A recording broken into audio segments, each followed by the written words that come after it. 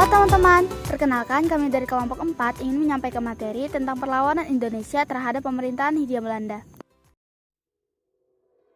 Ada beberapa kejadian besar yang menjadi bagian dari perlawanan masyarakat Indonesia, salah satunya perlawanan Indonesia terhadap pemerintahan Hindia Belanda.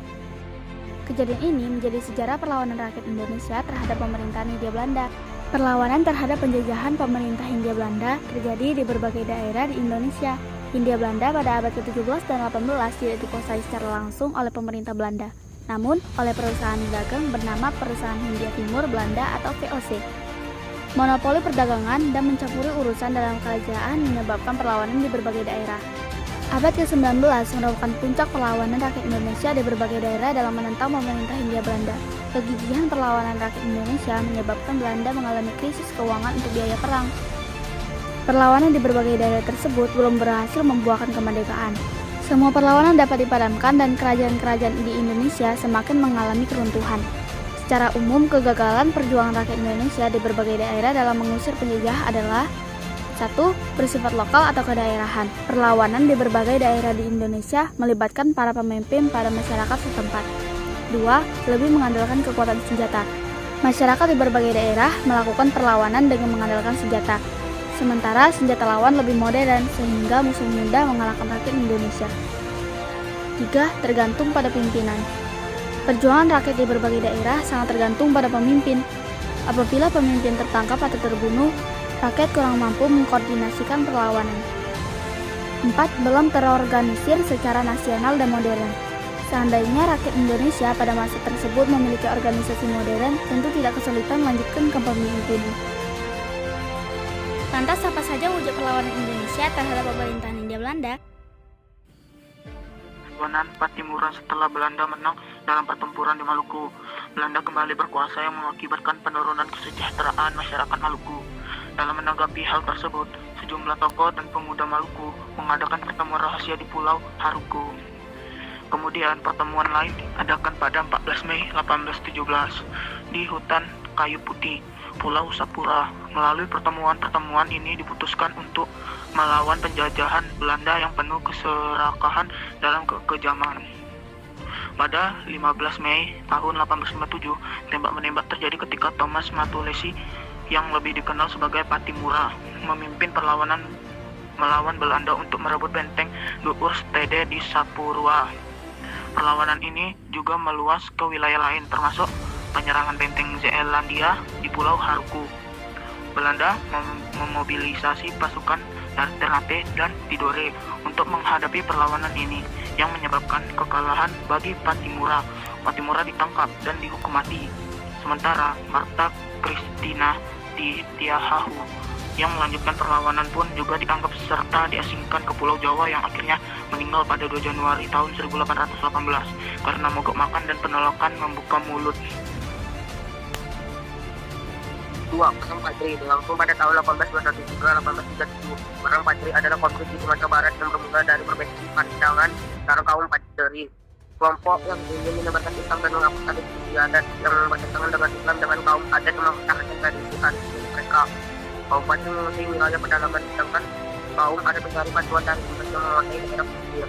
Pada tahun 1819, Belanda merebut kembali pandangan dari Inggris dan kaum adat meminta bantuan Belanda untuk menghadapi kaum Patri. Pada tahun 1821, Belanda dan kaum adat mendatangi perjanjian, tetapi Belanda melanggarnya.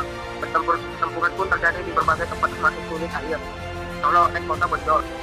Pada 15 November 1825, kedua pihak kembali berunding mengajukan sebuah traktat yang berisi pengaturan peran dan permusuhan. Namun, Belanda malah membangun pos-pos penjagaan di perbatasan sehingga mencicil peperangan kembali. Pada 1833, Kota Bonjol jatuh ke tangan Belanda, tetapi kemudian berhasil direbut kembali oleh kaum Patri. Sebagai kaum adat yang juga berbaik kembali melawan Belanda, sehingga Belanda meminta bantuan Sentot Palibasa Prawirodirdo, bekas panglima Pangeran Diponegoro, yang akhirnya bersekutu dengan kaum Patri. Pada 25 Oktober 1833, Belanda mengeluarkan maklumat plakat panjang untuk mencoba mengakhiri perang, tetapi serangan Belanda lanjut hingga 1837. Kota Bonjol jatuh ke tangan Belanda lagi. Tuanku Imam Bonjol, memimpin kaum Patri, berhasil lolos dan berunding dengan Belanda. Namun, Belanda melakukan tipu musilat dan barang bukti ditangkap Tuan Budiman Model pada 25 Oktober 1833 yang kemudian dibuang ke Manado. Perlawanan Pangeran Diponegoro. Perang Diponegoro berlangsung dari tahun 1825 hingga 1830. Ini adalah konflik yang terjadi sebagai reaksi terhadap ketidakpuasan masyarakat terhadap kebijakan Belanda di Kesultanan Yogyakarta. Perang ini bermula dari bagian selatan Yogyakarta dan meluas hingga seluruh Jawa. Intervensi politik Belanda dalam urusan kesultanan, ditambah dengan penghinaan terhadap Pangeran Diponegoro terkait pembangunan jalan yang melalui makam leluhurnya menjadi pemicu utama perang ini.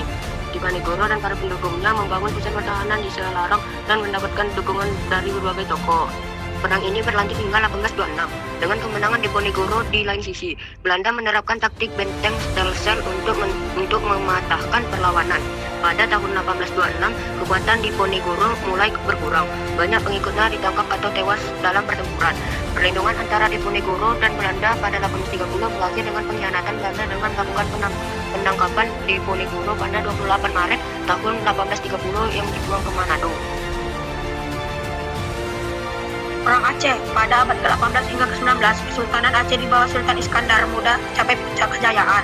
Namun, kedudukan Aceh mulai terancam setelah terusan Suez dibuka dan Belanda serta Inggris menandatangani Traktat Sumatera pada tahun 1871. Aceh mencari bantuan asing karena merasa terancam oleh Belanda. Sementara Belanda menuntut Aceh untuk mengakui kedaulatan mereka di Nusantara. Namun Aceh menolak. Belanda pun kemudian mengirim pasukan ke Kutaraja pada tahun 1873 yang gagal dengan tewasnya Mayor Jenderal Kohler.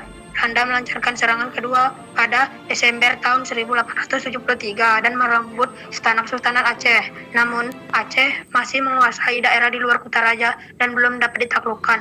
Oleh karena itu, Belanda mengirimkan Senoch Horronze, seorang ahli kajian Islam yang ditugasi untuk menyelidiki masyarakat Aceh. Pada November tahun 1902, Belanda menangkap istri Sultan Aceh dan anak-anaknya. Sultan Daud Syah menyerah pada tahun 1903, tetapi perlawanan rakyat Aceh berlanjut secara gerilya. Cut Nyak Dien ditangkap pada tahun 1905 dan Cut Nyak Maetya gugur pada tahun 1910. Perang Aceh akhirnya berakhir pada tahun 1912 setelah berlangsung selama beberapa dekade. Perang Bali. Pulau Bali sebelum abad ke-9 dikuasai oleh beberapa kerajaan kecil yang akhirnya berada di bawah kerajaan Kelungkung. Kelungkung membuat perjanjian dengan Belanda pada tahun 1841 yang menjadikan Kelungkung sebagai negara bebas dari pengaruh Belanda. Namun, Belanda terus mencari cara untuk menguasai Bali. Pada 1844, perahu dagang Belanda terdampar di Perancak, wilayah kerajaan Buleleng. Kapal tersebut terkena hukuman tawan karang yang memungkinkan Buleleng untuk mengendalikannya. Ini mendorong Belanda untuk menyerang kerajaan Buleleng pada tahun 1848, tetapi serangan pertama mereka gagal. Pada serangan kedua tahun 1849, pasukan Belanda berhasil merebut benteng terakhir Buleleng di Jagaraga dalam peristiwa yang dikenal sebagai Tumpukan Jagaraga. Setelah Buleleng jatuh, Belanda mulai menaklukkan kerajaan-kerajaan Bali lainnya. Akibatnya, perlawanan rakyat Bali terhadap penjajahan Belanda ditandai oleh berbagai perang puputan, di mana mereka berjuang habis-habisan untuk mempertahankan harga diri dan kehormatan mereka. Perang Banjarmasin campur tangan Belanda dalam urusan kerajaan pada pertengahan abad ke-19 menyebabkan perlawanan di Kesultanan Banjarmasin. Pada 1826, Sultan Adam memulai hubungan diplomatik dengan Belanda, tetapi pada 1850 muncul perselisihan. Setelah Sultan Adam meninggal pada tahun 1857, konflik ini terus berlanjut. Pangeran Antasari, putra Sultan Muhammad yang anti Belanda, memimpin Perang Banjarmasin pada tahun 1889. Selama perang, Belanda mencoba menunjuk Pangeran Hidayatullah sebagai sultan, tetapi dia menolak dan mendukung Pangeran Antasari. Pangeran Hidayatullah ditangkap dan dibuang pada 1862. Tetapi perlawanan di bawah pemimpinan Pangeran Antasari terus berlanjut. Kemudian rakyat Banjarmasin akhirnya mengangkat Pangeran Antasari menjadi sultan. Namun Pangeran Antasari akhirnya tewas dalam pertempuran melawan Belanda pada 1862. Meskipun Belanda berhasil menaklukkan beberapa wilayah di Nusantara, dan kerajaan berlanjut hingga akhir abad ke-19. Sepertinya sampai sini saja yang bisa kami sampaikan mengenai materi perlawanan Indonesia terhadap pemerintahan Hindia Belanda. Sekian dari kami, terima kasih. 첫눈에 반한다는 이야기가 널 보는 순간 이해가 됐어.